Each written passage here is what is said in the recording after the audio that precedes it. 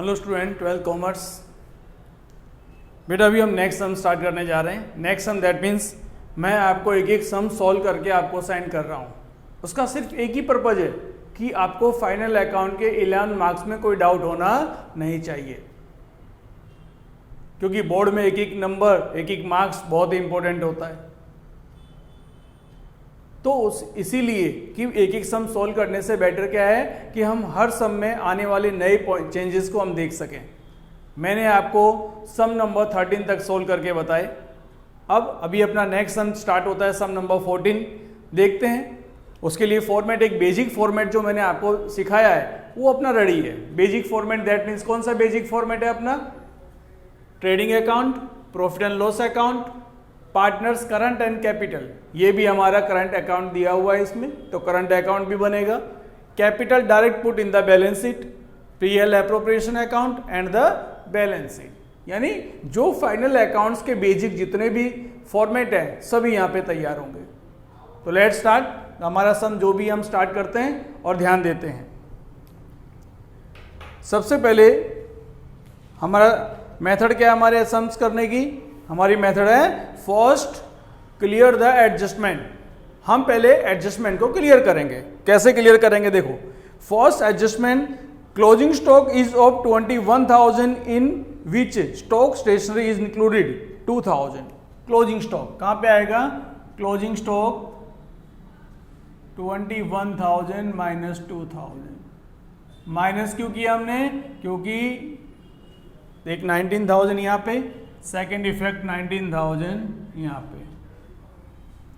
Next second effect कहां होगी? Stationery expense. यहां लिखेंगे टू स्टेशनरी एक्सपेंस। जो भी है कितना हमें नहीं पता, लेकिन उसमें स्टेशनरी स्टॉक दिया हुआ है वो लेस हो जाएगा। स्टेशनरी स्टॉक का मतलब होता है unused stationery. At the end of the year जो स्टेशनरी हमारे पास बच जाती है उसे क्या कहते हैं? अनयूज्ड स्टेशनरी, जो हमारी स्टॉक में कन्वर्ट हो जाती है। तो वो हमारे लिए क्या है? एक यहाँ पे माइनस किया और दूसरा हमारे लिए क्या है? Stationery stock. यहां लिखेंगे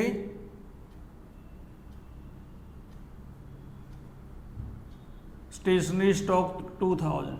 ध्यान रखना, अगर आपको at the time of board पे अगर दिखाई नहीं दे रहा है, क्योंकि आप देख सकते हो मैंने पूरी कोशिश की है कि पूरे सम को मैं कवर कर सकूं, लेकिन बोर्ड इतना बड़ा है और सम मोबाइल के अंदर अपने कर रहे हैं, तो मैं आपको इसकी पिक सेंड कर दूंगा, इसलिए टेंशन लेने की जरूरत नहीं है। Okay. Next, on machinery depreciation is increase by up to 10%। Increase up to 10%, यानी कि मशीनरी का जो डेप है 10% इंक्रीज होगा। लेकिन अगर ऐसी सिचुएशन कभी दी है तो इसका मतलब ये हुआ कि machine and dep on machine both are given in the trial balance. तो देखो, मशीन दिया है 71,760 एंड डेप्रिसिएशन 6240। दोनों को प्लस करो, 71,760 plus 6240। That means now machine value of machine 78,000 minus dep 10% 7,800।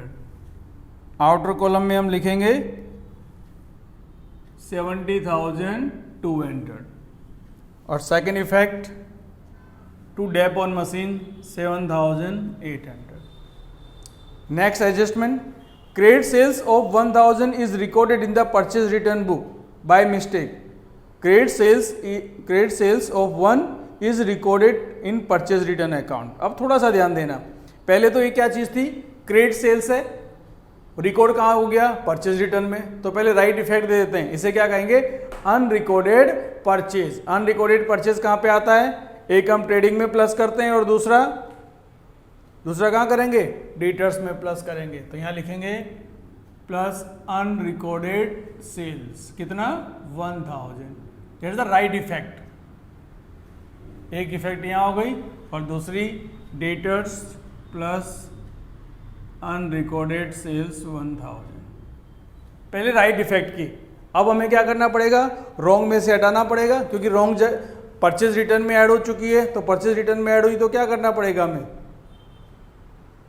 Purchase return में से मुझे माइनस करना पड़ेगा इसे। परचेज रिटर्न कितना है, सब में हमें नहीं पता कितना होगा, जो भी होगा उसमें से क्या करेंगे 1000 लेस करके फिर लिखेंगे। परचेज रिटर्न में माइनस हुआ, और कहाँ पे माइनस होगा, क्रेडिटर्स में। Wrongly recorded in purchase return, याद रखना जो सेल्स पे इफेक्ट होती है उसकी इफेक्ट डेटर्स पे होगी, और जो परचेज पे इफेक्ट होगी उसकी इफेक्ट कहाँ होगी, क्रेडिटर्स पे होगी। That's the relation between the customer and the traders. इधर जो क्रेडिट सेल्स हैं, क्रेडिट सेल्स की वजह से रिलेशन क्रिएट होते हैं, तो एक की इफेक्ट दूसरे पे अपने आप होने वाली है। ये आप 11th में एक रिलेशनशिप कंसेप्ट आप सीख चुके हो, मैंने आपको सिखाया है कि sales connect with the debtors and purchase connect with the creditors. Next adjustment दिया हुआ है, दैट मीन्स थर्ड एडजस्टमेंट हमारे लिए अभी इस बार नया था, अभी तक सब सेम आ रहे हैं। अब न्यू एडजस्टमेंट क्या है इसमें, ये वाला, कौन सा वाला, credit sales is recorded by mistake in purchase return. तो क्रेडिट सेल्स रिकॉर्ड नहीं हुआ, दैट मीन्स अनरिकॉर्डेड सेल्स। तो दो इफेक्ट, पहले राइट इफेक्ट कर दी, फिर रॉन्ग इफेक्ट को हमने कैंसिल कर दी।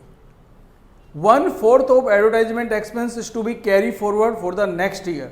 1/4 एडवर्टाइजमेंट सस्पेंस अकाउंट, इसे कहते हैं to return of advertisement expense. कितना राइट ऑफ करना है, कैरी फॉरवर्ड कितना करना है, 1/4। तो एडवर्टाइजमेंट एक्सपेंस कितना दिया हुआ है, 36,000 में से 1/4 अपने को कैरी फॉरवर्ड करना है, 1/4। दैट मीन्स ये दैट द फिक्टिशियस एसेट सबसे लास्ट में लिखते हैं, एडवर्टाइजमेंट सस्पेंस अकाउंट 9000। तो बाकी रिमेनिंग कहाँ गया, क्या लिखेंगे, टू राइट ऑफ 27,000। 1/4 निकालें तो जो रिमेनिंग बचेगा वो क्या हो गया, राइट ऑफ हो गया। अब यहाँ पे एडजस्टमेंट आपके पूरे हो चुके हैं। अब आ जाते हैं डेबिट साइड। डेबिट साइड में क्या दिया हुआ है, drawing 7,500, 5,000, drawing 7,500, 5,000। Opening stock 15,000, purchase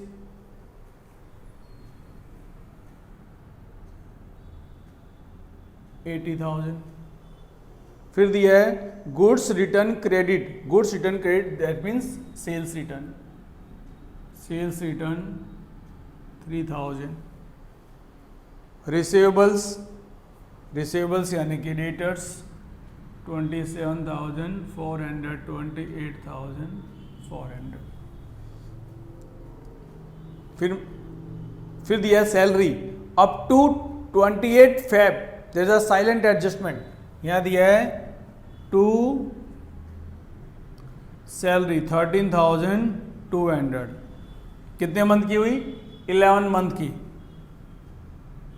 1 month outstanding 1200, 14,400 outstanding. ये सब इजी एडजस्टमेंट है जो पहले आ चुके, सब 11th में खूब भर भर के आए थे।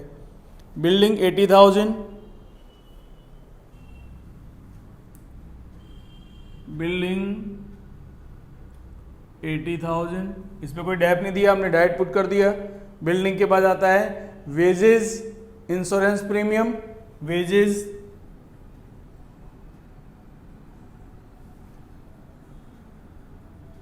To insurance premium. वेजेस की अमाउंट है 1,600, 1,800, 1,800, 1,600। फिर दिया discount allowed, to discount allowed 3,200। Interest on loan 1,200, interest on loan plus outstanding. याद रखना इंटरेस्ट ऑन लोन अगर दिया है तो कोई ना कोई लोन होगी।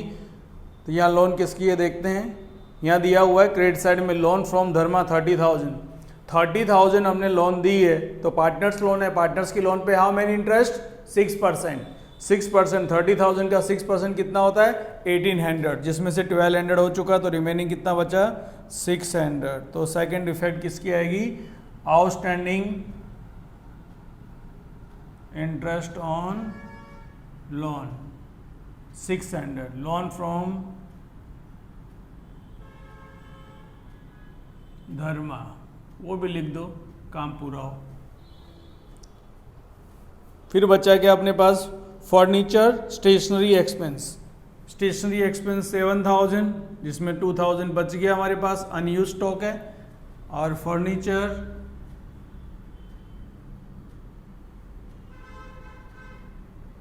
87,000।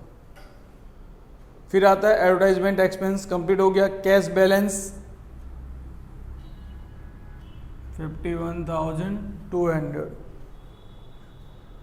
फिर करंट अकाउंट धर्मा कौन सा है, डेबिट बैलेंस, धर्मा के अकाउंट में डेबिट बैलेंस में लिख दो 17,000। अब आता है credit side, capital account. Capital account directly मैंने आपको बताया, जब करंट अकाउंट सब में दिया गया हो तो capital account directly show in the balance sheet, सीधा आउटर कॉलम में ले जाओ, लिख दो उसे, काम खत्म। Goods return debit, that means purchase return. Purchase return कितना दिया है 2000, 2 - 1 दैट मीन्स 1000, परचेज रिटर्न 1000 रह गया। Payable that means creditors 79,000, 79 - 1 78,000।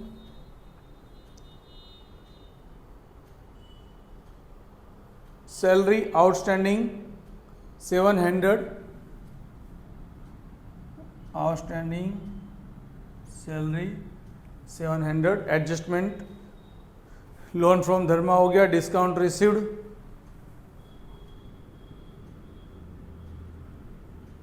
Discount received 6,600।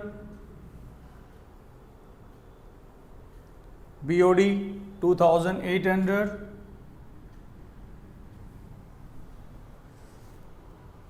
Current account credit side Karma 1400। अब देखो ये सारे एडजस्टमेंट में से कुछ आया ही नहीं। इंटरेस्ट ऑन करंट नहीं है, इंटरेस्ट ऑन कैपिटल नहीं है, सैलरी नहीं है, डिविजिबल प्रॉफिट आएगा। Interest on drawing, interest on current account, कोई एडजस्टमेंट दिया नहीं है, तो हमने डैश कर दिया। और डैश करने में घबराने की ज़रूरत नहीं है।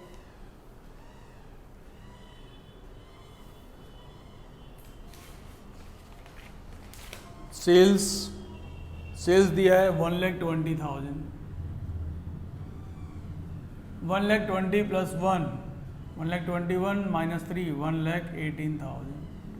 चलो लगभग जितनी इफेक्ट होनी थी हो गई हमारी। अब देखो फिर से पीएल अप्रोप्रिएशन यहाँ बनाने की हमें ज़रूरत नहीं थी, क्योंकि पीएल अप्रो से कनेक्टेड कोई एडजस्टमेंट हमें दिया नहीं है, यानी डायरेक्टली हम यहाँ करेंगे पीएल में डिस्ट्रीब्यूट करके ट्रांसफ़र करेंगे। चलो अब अकाउंट क्लोज करते हैं हम। 1,37,000।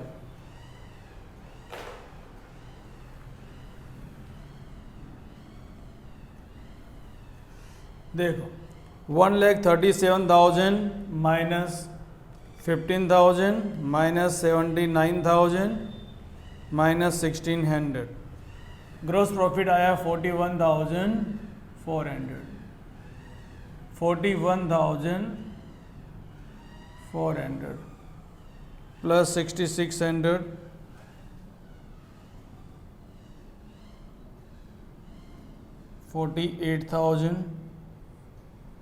48,000 में से सब एक्सपेंस माइनस करेंगे पीएल, लास्ट में प्रॉफिट आएगा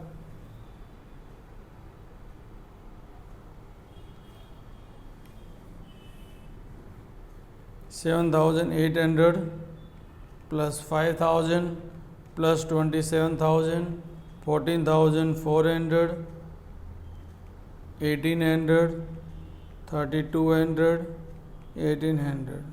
लो फिर से हो गया लॉस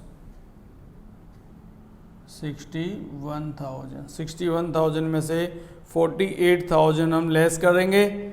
लेस करने से क्या मिलेगा हमें 13,000 डिविजिबल लॉस। नेट प्रॉफिट भी कह सकते हैं, पर पी एल अप्रो बनाने की ज़रूरत नहीं है, इसलिए हम डायरेक्ट लिख सकते हैं धर्मा और कर्मा। रेशियो दिया हुआ है सब में अपने को, कैपिटल रेशियो, तो कैपिटल रेशियो से हम फाइंड कर सकते हैं। कैपिटल रेशियो अगर दिया है अपने को, फॉर एग्जांपल कैपिटल, दोनों की कैपिटल कितनी है, डी और एम, कैसे फाइंड करते हैं मैं आपको बता रहा हूँ। 1,40,000, 1,20,000, 440 कॉमन निकल गया, 7, 6, 7:6 में डिस्ट्रीब्यूट करो, 7,000, 6,000 हो गया कंप्लीट। अब ये प्रॉफिट, ये लॉस कहाँ ट्रांसफर करेंगे, यहां लिख देते हैं हम 2 डिविजिबल लॉस 7,000, 6,000। अब अकाउंट क्लोज करेंगे, 005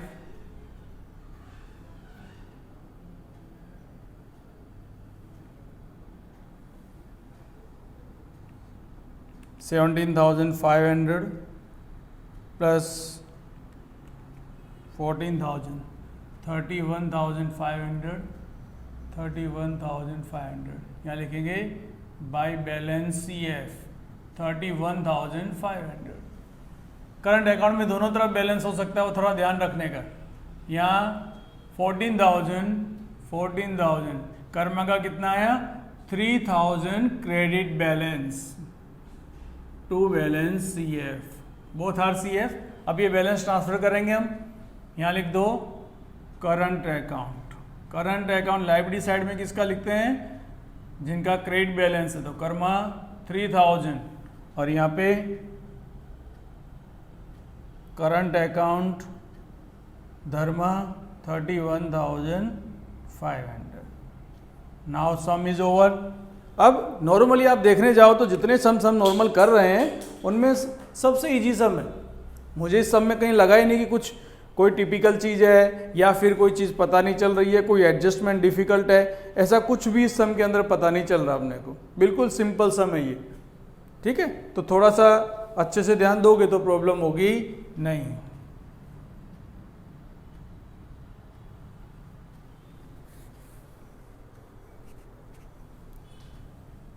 $3,78,003 है, 3,78,000। देखो ये क्रेडिटर्स में पहले मैंने माइनस किया था, अभी मैंने प्लस किया, उसका मतलब समझ लो कि प्लस करने का मतलब भाई हमने क्रेडिट सेल्स, जब वो चीज़ क्रेडिट सेल मतलब परचेज रिटर्न है ही नहीं, तो हमने तो क्या किया होगा, परचेज रिटर्न समझ के क्रेडिटर्स में से लेस कर दिया होगा।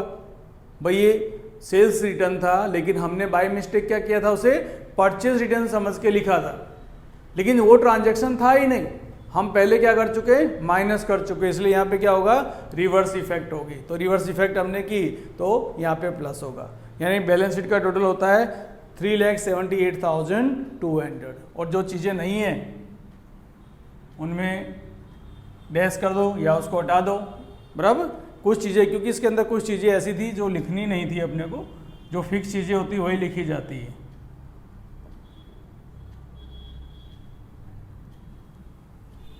बिल रिसीवेबल भी नहीं है। तो ये हुआ एक सिंपल और अच्छा सम कि जिसके अंदर हम फाइनल अकाउंट हमने किया। तो ऐसे ही आगे सम आपको मिलते रहेंगे। अब आगे नेक्स्ट सम होगा, इसमें देखो जिसमें भी अपने को पीएल अप्रोप्रिएशन से कनेक्टेड कोई ट्रांजैक्शन ना दिया हो तो उसे करने की कोई ज़रूरत नहीं है, यानी वो प्रिपेयर ना करें तो भी चले। लेकिन क्या होता है कि अपने को नॉर्मल पता कब चलता है, पूरा सम जब पढ़ते हैं तब पहले एडजस्टमेंट देख लो।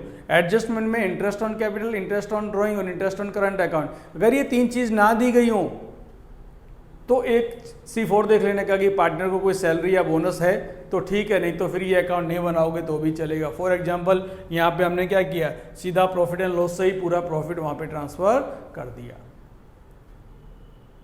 तो ये फाइनल अकाउंट अपने आप में कोई टिपिकल चैप्टर्स नहीं है, बहुत आसान चैप्टर है, लेकिन उसको थोड़ा सा ध्यान देना पड़ेगा और थोड़े एडजस्टमेंट याद करने पड़ेंगे। अभी हम इसके बाद नेक्स्ट सम करेंगे, फिर देखते हैं बराबर कि नहीं। तो रेगुलर होमवर्क करते रहना, जो भी सम है इसका मैं पिक सेंड कर दूंगा आपको, कि जिससे कोई डाउट हो आप पूछ सको। ठीक है, ओके।